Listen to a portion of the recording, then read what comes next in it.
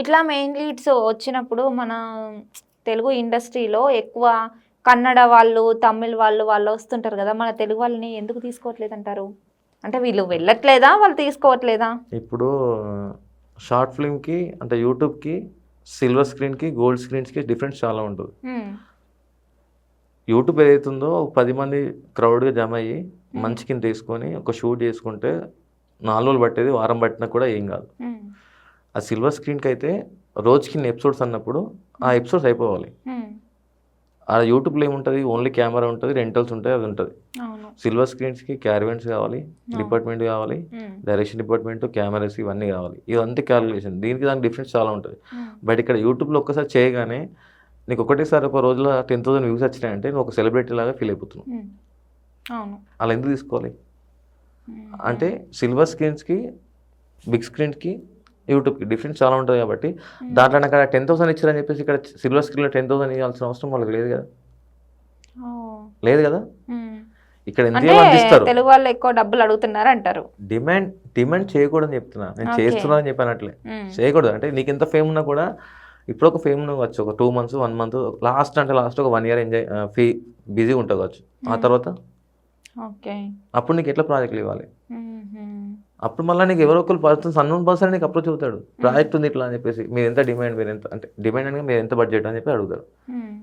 లేదు సార్ యాక్చువల్‌గా నేను బయట వేరే షూట్స్‌కి ఇట్లా 50 తీసుకున్నా అండి. హ్మ్. మీరు ఎంత ఇస్తారో చెప్పండి. దాన్ని బట్టి మేము ప్రొసీడ్ అవుదామండి అని అంటే, ఒక హ్మ్. 10 తక్కువ వేస్తాం, ఒక 20 తక్కువ వేస్తాము. వాళ్ళకి తగ్గట్టుగా కంఫర్టబుల్‌గా మాట్లాడుకొని చేస్తాం. ఇది హ్మ్. ఓకే. హ్మ్. లేదన్నా ఇంత తీసుకుంటా లేకుంటే చేయనని చెప్పారంటే అక్కడ కంటెంట్ లేకుండా, స్టోరీ లేకుండా, ఏం లేకుండా నువ్వేం ఆలోచించకుండా డైరెక్ట్ పైసల గురించి ఆలోచించినప్పుడు హ్మ్. వై దే విల్ టేక్ నిన్నెందుకు తీసుకుంటారు?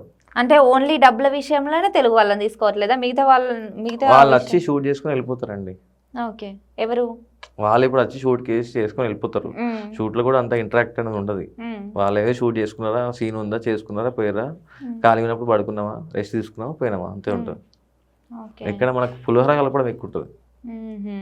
పరిచయాలు పెంచుకోవడం ఎక్కువైతది. ఇలా పరిచయాలు పెంచుకోవడం వల్ల కూడా కొన్ని ఇష్యూస్ అయినాయి మధ్యలో ఓకే. చాలా ఈ యూట్యూబ్‌లలో. కన్నడ వాళ్ళు, తమిళ్ వాళ్ళేమో షూట్ చేసుకొని వాళ్ళిక్కడ ఎళ్ళిపోతుంటారు. ఉండేది కాదు కదండీ! అవును. వాళ్ళిక్కడ ఉండరు కాబట్టి షూట్ చేసుకొని వెళ్ళిపోతారంతే. హ్మ్. ఇక్కడేందంటే ఇగ మనోళ్ళే ఉంటే ఇక్కడేందంటే హైదరాబాద్‌ల ఎంతసేపు ఒకళ్ళొక పర్సన్‌ని కలవడం. అవును. చాలా ఈజీ. ఇప్పుడు సరే అది ఎంత అయింది ఓకే. ఓహో! అంటే ఇష్యూస్ రావడం వల్ల తీసుకోవట్లేదా? ఇష్యూస్ రావాలండి. ప్రతిదానికి ఒక కనెక్షన్, ప్రతిదానికి ఒక లింక్ ఉంటదండి. ఆ! దానిపైనే ఉండది. నేను అట్లా చెప్తలే. ఇప్పుడు జరుగుతున్న సంఘటనలు ఇప్పుడు మామూలుగా ఫ్రెండ్లీ అయితారు. అందరూ పరిచయం అయితారు. ఒక పర్సన్ తోటి ఒక 10 మంది పరిచయం అయితారు. ఒకళ్ళకొకళ్ళు పరిచయం ఉండది. హ్మ్. అనుకోకుండా ఒక టూరో, ట్రిప్పో ఏసిర్రు. హ్మ్. అక్కడ ఏదో ఇష్యూ అయింది.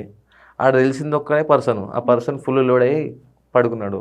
ఇంకా 9 మంది పర్సన్స్ ఫేస్ చేసిర్రు ఈ అమ్మాయి పైన. హ్మ్. అప్పుడేం జరిగింది? ఓహ్! బ్లాక్ మెయిలింగ్స్ ఉంటాయి ఇందుల. ఎన్నో ఓకే. ఉంటాయి. ఎన్నో ఇబ్బందులుంటాయి. హ్మ్. అవన్నీ చూసుకోవాలి గదా! ఒక ఫ్రెండ్ అయిపోయినంకనే ఒక పర్సన్ అయిపోయిండని చెప్పి అతనే మొత్తం క్లోజ్ అని చెప్పి అతనే ప్రపంచం ఏం కాదు. ఇప్పుడు తల్లిదండ్రులు ఎంచిన అందరూ వేస్టోళ్ళేనా? హుహు. కట్టుకున్న మొగుడు కూడా వేస్ట్ గాడేనా? లేదు గదా! హ్మ్. అన్నీ చూసుకోవాలి గదా! హ్మ్. నీ లిమిట్ నీవు ఉండాలి గదా!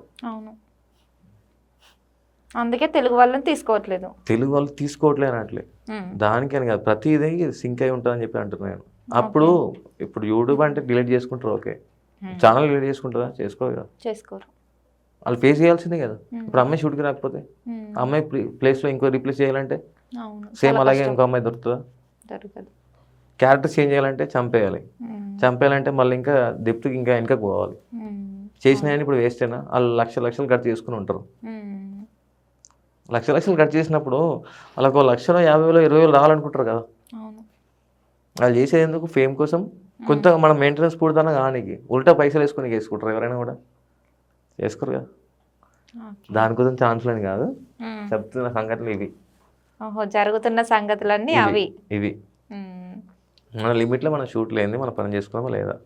సరే ఓకే. మనకి వాళ్ళు కాంటాక్ట్ అయినా కూడా మన బ్యాక్‌గ్రౌండ్ ఏంది? కరెక్టా కాదా? మంచి పర్సనా కాదా? చెక్ చేస్తే చూడాలి.